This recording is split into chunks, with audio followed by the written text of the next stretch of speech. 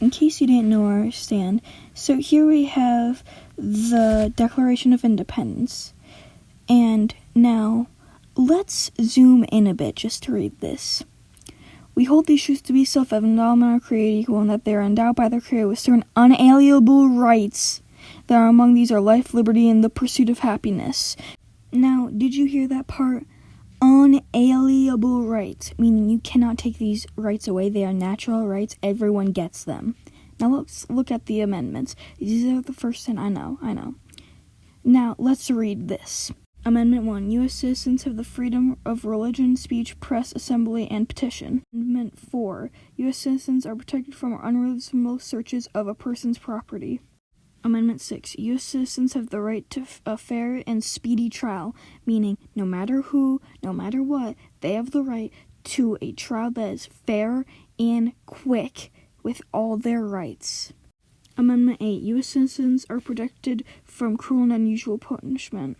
When innocent people are taken away from their safety just because of their skin color or because of where they came from, does that sound like free speech? Like it's fair? Like they're getting a speedy trial and a fair trial?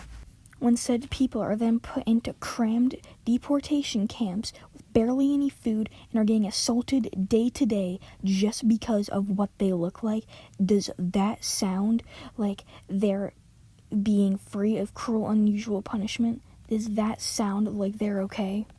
When a young boy is used as bait for his family members, does that sound like it's okay? Does that sound like they had a choice?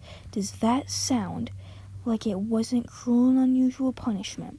Does that sound like their house and their family members weren't getting taken and ransacked for no reason?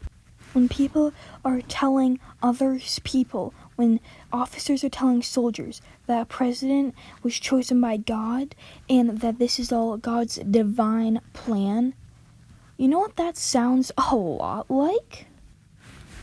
Nazi Germany, when people were told that everything was part of a divine plan and then were put into the most torturous of positions, raped, killed, ransacked by the ones they trusted, and absolutely treated like rats. Worse than rats, even.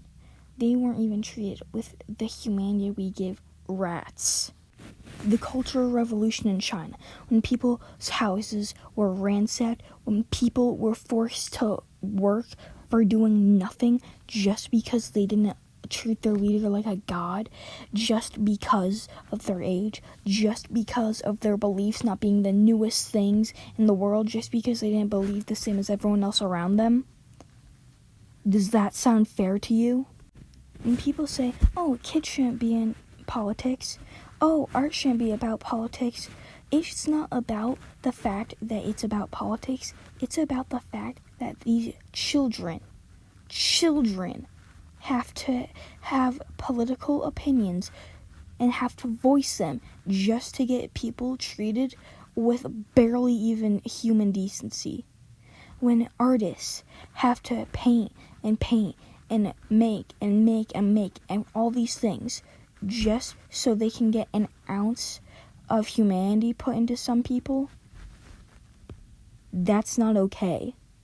If you disagree with what I say, or you support deporting people for no reason except of the way they look and where they came from, or treating people with barely even human decency for no reason at all, just because of where they look and what they came from, and the fact that they don't have the same exact opinions of you, you disgust me. I hate you with every fiber in my being. I wish I could gnaw your skin off with my teeth. Now let me ask one final question. Since our federal funding system, since our money was made from an immigrant, since our country was sustained off of immigrants, since our country runs off of immigrants, since our country was found by immigrants, and you're taking their rights away for no reason? Are we great yet? Are we?